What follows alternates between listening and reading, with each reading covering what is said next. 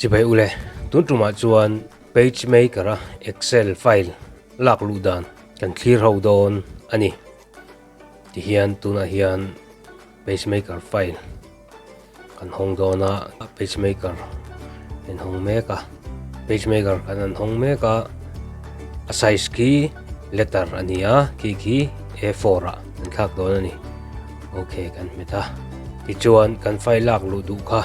Excel file ani wangin achunga file edit layout type element ti ho in tlara hian edit ki kan met don ani edit kan klika ti chuan kan kal tha insert object kan click le insert object noi hian than tu chu sang rong ma kita kian Microsoft Office Excel ti khi kan click le don ani kan an klika okay kan meta chuan hei kan ti lian le phot don ani kan ti lian anga khian a sheet ka lo lang ta heta hian kan thu chut tu te kan chulut don ani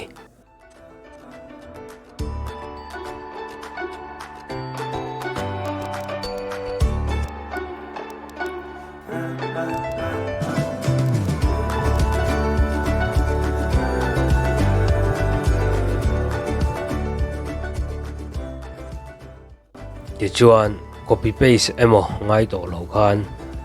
kan close don ani kan close anga kan close nuwa hian PageMaker a khan ama in alut mai to don ani